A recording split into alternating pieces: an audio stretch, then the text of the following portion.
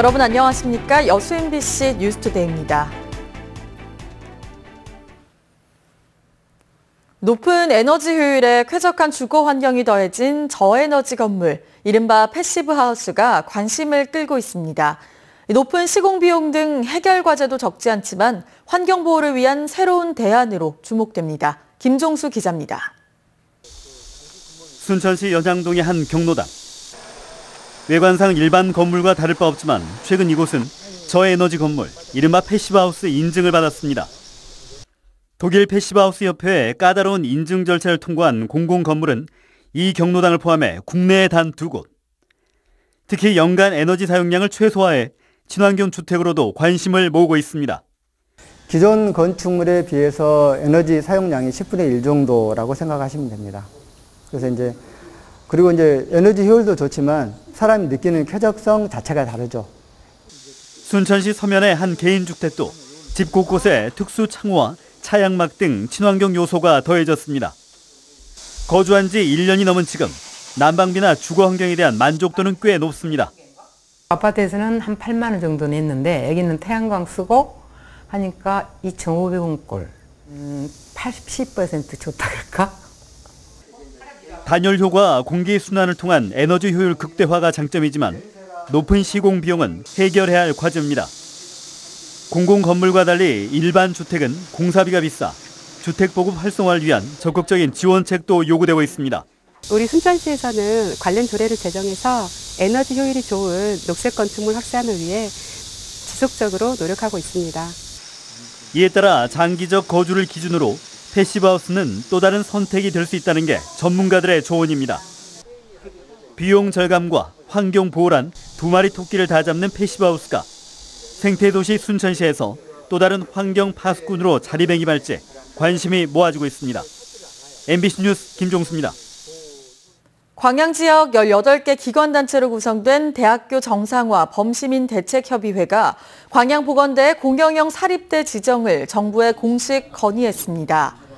대책협의회는 건의서를 통해 교육부의 대학 구조개혁 평가에 지역사회의 의견을 반영할 것과 광양보건대를 정부와 사학재단이 함께 운영하는 공영형 사립대로 지정해 줄 것을 요구했습니다. 이와 함께 광양보건대가 폐교 대상이라는 김상곤 교육부 장관의 발언에 대한 정정 요청과 함께 법적 근거가 없는 국가장학급 제한과 대학 재정지원 제한의 폐기를 촉구했습니다. 호남고속철 2단계 사업의 핵심인 무안국제공항 경유 문제가 올해 안에 결정됩니다. 문재인 대통령의 국정과제에도 포함된 만큼 내년부터 호남고속철 2단계 사업이 속도감을 낼 전망입니다. 김윤 기자입니다. 광주 송정에서 목포까지 이어지는 호남고속철 2단계 사업은 아직 노선조차 결정되지 못하고 있습니다. 가장 큰 원인은 기획재정부가 무안공항 경유 노선을 반대하고 있기 때문입니다. 이러다 보니 호남고속철 2단계 사업은 지난해 배정된 예산 800억 원을 다 사용하지도 못했습니다. 호남고속철도 2단계 이번 결산 심사에 보니까 작년에 800억 예산이 반영됐는데 500억이 불용됐어요. 따라서 호남고속철도의 조기 완공을 위해서라도 무안공항 경유 문제는 하루빨리 결정돼야 할 현안. 국토부는 사업계획 적정성 재검토가 마무리되고 있다며 조만간 결론이 날 것으로 전망하고 있습니다. 그 문제에 대해서는 지금 사업계획 적정성 재검토 의뢰가 들어가서 거의 끝나갑니다. 끝나가기 때문에 올 하반기 안에는 어떻게든지 간에 결정이 될 것이라고. 문재인 정부가 100대 국정과제에 호남고속철 조기 완공을 포함한 만큼 이 같은 발언은 무안공항 경유가 기정사실화된 것으로 해석되고 있습니다. 따라서 호남고속철 2단계 사업은 올해 안에 노선이 결정되고 내년부터는 기본계획 변경과 실시 설계가 착수되는 등 본격적으로 추진될 전망입니다. MBC 뉴스 김윤입니다. 농업인들의 화합과 단결을 위한 제14회 전남 농업경영인 대회가 펼쳐지고 있습니다. 오늘까지 고흥 파령체육관에서 열리는 이번 대회에는 도내 농업인과 회원 등 만여 명이 참가했으며 행사 둘째 날인 어제 공식 개막식과 함께 오후 7시부터 인기 가수들의 공연으로 꾸려진 MBC 축하쇼가 열렸습니다. 주최 측인 한국농업경영인중앙연합회는 이번 행사를 통해 급변하는 농업 환경에 대응하기 위한 방안 제시와 침체된 농업인들의 사기 진작에 도움이 될 것으로 기대했습니다. 지난 22일 한 60대 장애인이 전동 휠체어를 타고 가다 갑작스런 폭우에 사망하는 안타까운 사고가 있었습니다. 알고 보니 전동 휠체어에 구조적 문제가 있어 물에 닿으면 멈춰버리는 현상 때문에 일어난 사고였습니다. 구조 개선이 시급합니다. 송정근 기자입니다. 전동 휠체어를 타고 천변을 지나던 60대 장애인이 갑작스러운 폭우로 사망한 안타까운 사고. 전동 휠체어가 물에 닿아 작동을 멈추자 불어나는 물을 피하지 못한 채 급류에 휩쓸린 겁니다. 가장 위치가 낮은 그 모터 부위에 물이 들어감으로써 합선이 되고 또 작동이 멈추는 그런 것으로 추정이 되고 있습니다. 전동 휠체어에 구조적인 문제는 없는 걸까?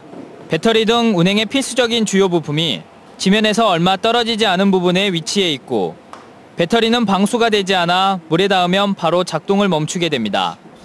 실제로 전동 휠체어 수리 건수는 비가 온 다음 날 2배가량 폭증하는 등 비에 취약한 구조를 가진 것으로 확인됩니다. 수리가 소나기 온 다음 날 배 이상 늘어요, 수리가. 왜냐면 우리 핸드폰 빠지면 핸드폰 못 쓰잖아요. 똑같은 원리예요. 비를 맞으면 이 완전 방수가 되지 않기 때문에. 전동 스쿠터나 휠체어에 침수 피해가 발생하게 되면 자동으로 브레이크가 걸리게 되는데 이 브레이크를 푸는 장치도 뒤편에 위치해 있어 지체장애인들이 위험에 빠졌을 때 쉽게 벗어나지 못하는 상황입니다.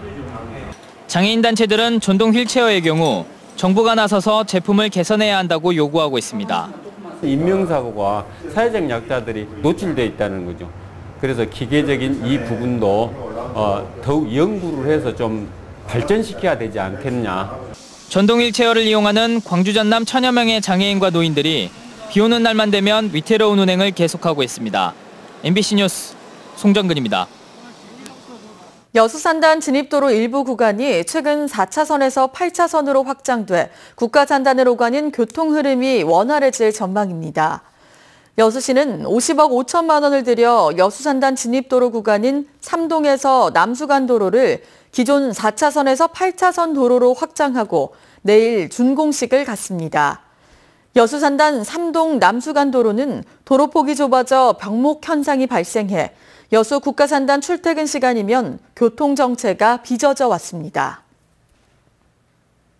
급감하는 꼬막 생산량을 회복시키기 위해 여자만 일대 등을 중심으로 꼬막 자원 회복 사업이 추진됩니다.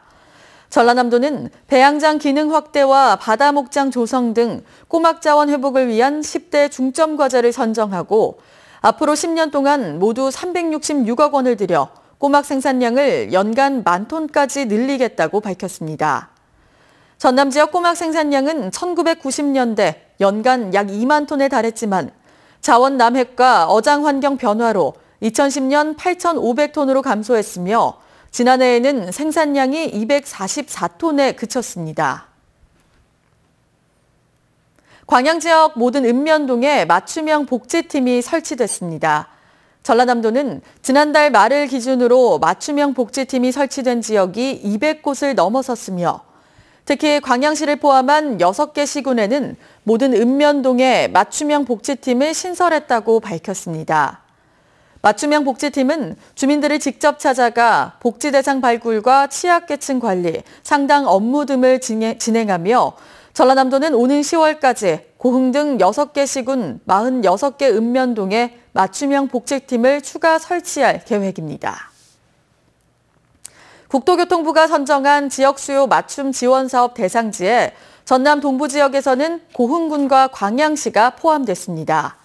고흥군은 이에 따라 최대 20억 원의 사업비를 지원받아 고령자 등 교통약자가 편리하게 활용할 수 있도록 버스 정보 시스템을 구축할 수 있게 됐습니다. 출근길 우산 챙기셔야겠습니다. 서울의 경우는 아침 한때 강한 빗줄기가 이어지다 지금은 소강 상태를 보이고 있고요. 조금 전 경기 북부와 강원 북부 지역으로는 호우주의보가 발효된 가운데 시간당 10mm 안팎의 비가 쏟아지고 있습니다. 울릉도와 독도로는 강풍주의보도 내려졌습니다. 오늘 중북부 지방을 중심으로 집중호우가 우려되는데요. 수도권과 영서 지역으로는 호우특보가 차츰 더욱 확대가 되겠고요. 최고 150mm 이상의 폭우가 시간당 50mm 안팎으로 세차게 쏟아질 수 있겠습니다. 중부지방의 경우는 이미 많은 비가 내려 지반이 약해진 상태니까요. 추가 피해 없도록 조심하셔야겠습니다. 그 밖에 충청 북부의 최고 100, 그 밖에 충청 남부와 남부에 20에서 60mm 정도입니다. 중북부 지방은 오늘 밤부터 비가 잦아들겠고요. 남부는 내일 오전까지 오락가락 비가 이어지겠습니다. 낮 동안 비가 쉬어가는 경상도를 중심으로 무더위가 기승을 부릴 텐데요. 경남 일부 지역으로는 폭염경보가 내려진 가운데 오늘 경주가 35도까지 지속했습니다. 날씨였습니다.